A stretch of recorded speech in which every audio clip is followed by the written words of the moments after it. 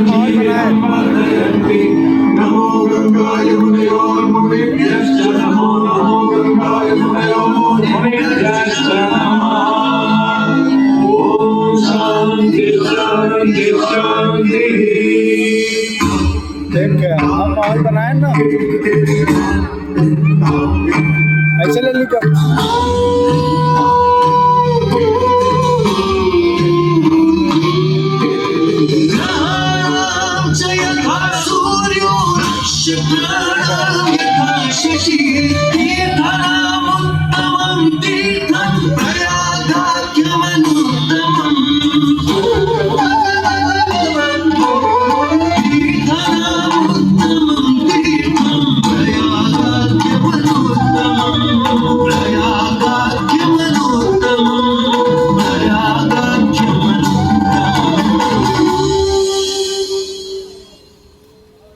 सूर्य ग्रहों में श्रेष्ठ है और चंद्रमा नक्षत्रों में श्रेष्ठ है। उसी प्रकार प्रयाग सभी तीर्थों में श्रेष्ठ है। पद्म पुराण में वर्णित ये श्लोक चित्र बना प्रयाग की विशेषता को दर्शाता है। उसी तरह इस पावन क्षेत्र का गुणगान करने वाली अनेक पौराणिक कथाएं, किंवदंतियां एवं कहानियां आज भी जनमानस में प्रचलित हैं। ऐसी ही एक पौराणिक कथा है जो भगवान ब्रह्मा को प्रयाग से जोड़ती है। मान्यताओं के अनुसार भगवान ब्रह्मा को यज्ञ करने हेतु एक दिव्य स्थान की आवश्यकता थी, जिसके चयन को लेकर वे बड़ी ही दुविधा में थे।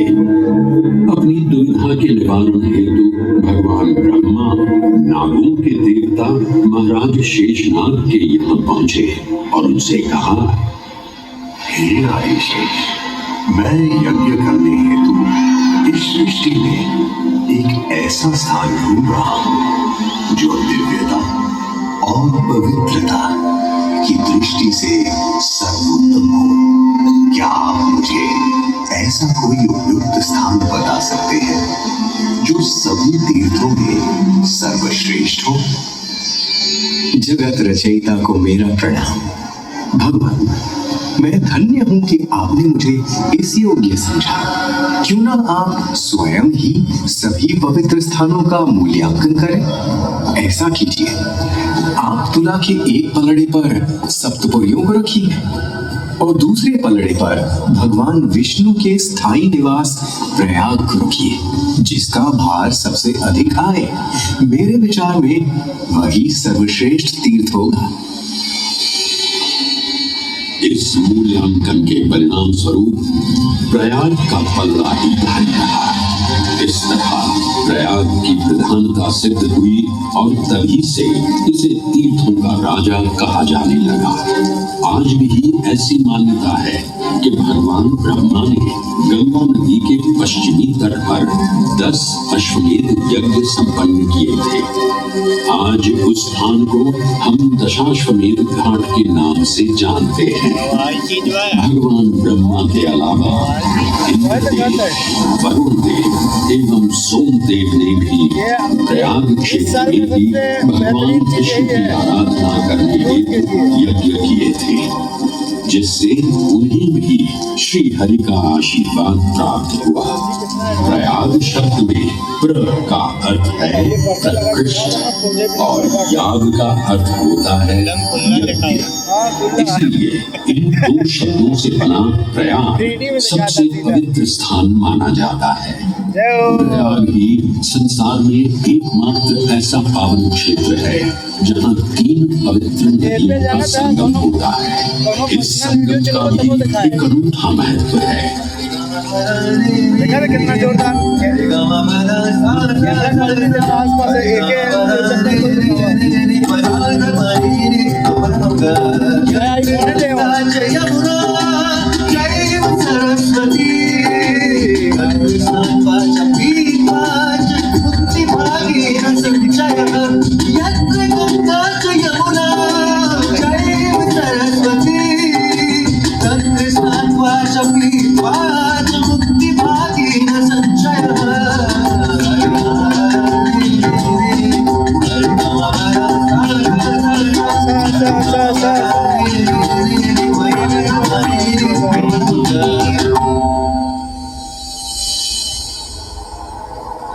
प्रयाग में गंगा, यमुना और सरस्वती जैसी 3 सबसे पवित्र और पूजनीय नदियों का दिव्य संगम होता है।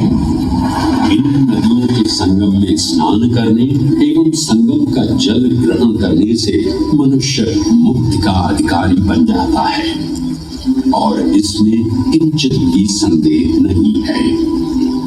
ब्रह्म पुराण में ब्रह्मा जी भी कहते हैं कि प्रयाग में सरस्वती जी अदृश्य रूप में आकर गंगा जी से मिलती हैं। इसलिए इस क्षेत्र को सरस्वती तीर्थ संगम भी कहा गया है। सरस्वती नदी के अदृश्य रूप से मिलने के पीछे भी एक पौराणिक कथा सुनने को मिलती है।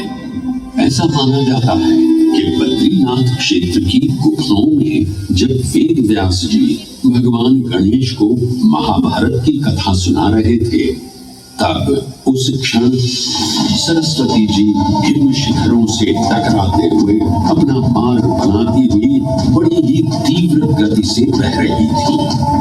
सरस्वती नदी के इस तेज बहाव से उत्पन्न होने वाली तेज ध्वनि वेद व्यास जी का ध्यान भंग कर रही थी। इसलिए महर्षि वेद व्यास जी ने सरस्वती जी से वेग और ध्वनि को कम करने का आग्रह किया, परंतु उनके अनुरोध उपरांत भी जब सरस्वती नदी के वेग एवं ध्वनि में कोई कमी नहीं हुई तो उन्होंने क्रोधित होकर सरस्वती जी को श्राप दे दिया और कहा कि वे अब धरती के भीतर यानी कि पाताल लोक में होंगी। तब से ये माना जाता है कि हिम शिखरों से उद्गमित हुई सरस्वती नदी उत्तराखंड के माना गांव से आगे अपने अदृश्य रूप में प्रवाहित होती है। आगे चलकर यही अदृश्य रूपी मां सरस्वती प्रयागराज में गंगा एवं यमुना नदी से मिलकर त्रिवेणी संगम को पूर्ण करती है। ये प्रयाग नगरी पवित्रता का उद्गम है, जिसके अंश हमें वेदों एवं पुराणों में भी मिलते हैं, जिनमें वर्णित है सुरों असुरों द्वारा हुआ समुद्र मंथन। अमृत प्राप्ति के लिए सुरों और असुरों ने एकजुट होकर क्षीर सागर का मंथन किया, जिसके संदर्भ में पुराणों में विभिन्न कथाएं देखने को मिलती हैं। उन्हीं कथाओं में एक कथा महर्षि दुर्वासा और इंद्रदेव से संबंधित है। इस कथा के अनुसार ऋषि दुर्वासा ने इंद्रदेव से प्रसन्न हो उन्हें पारिजात पुष्पों की एक दिव्य माला भेंट की, जिसे इंद्रदेव ने साधारण पुष्पों की माला समझ स्वयं धारण न कर उसे अपने वाहक गजराज ऐरावत के मस्तक पर रख दिया। पल भर में गजराज ने वो माला धरा पर गिरा, उसे अपने पैरों तले डाल दिया। ऋषि दुर्वासा से ये अपमान सहन न हुआ और उसी क्षण क्रोधित हो उन्होंने इंद्रदेव को श्राप दे दिया। हे अहंकारी इंद्र, तेरा इतना दुस्साहस कि तूने मेरा अपमान किया। जिस वैभव एवं शौर्य पर तू इतरा रहा है, क्षण भर में ही तेरा ये वैभव, प्रतिष्ठा, शक्तियां सब नष्ट हो जाएंगी। अत्रि पुत्र दुर्वासा समस्त देवगणों को श्रीहीन होने का श्राप देता हूं।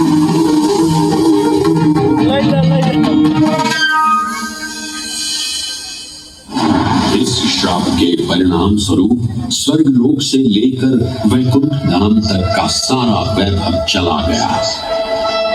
जहां स्वर्गलोक में सभी देवता अपना वैभव एवं शक्तियां खो चुके थे, वहीं वैकुंठ धाम में मां लक्ष्मी भी क्षीर सागर की गहराइयों में चली गई। उनके जाते ही सृष्टि का संतुलन बिगड़ने लगा एवं असुर राजा बलि ने तीनों लोक अपने अधीन कर लिए। ये ये सब देखकर सभी देवतागण अपने श्राप के निवारण हेतु भगवान विष्णु की शरण में जा पहुंचे और कहने लगे, हे पालनहार, हे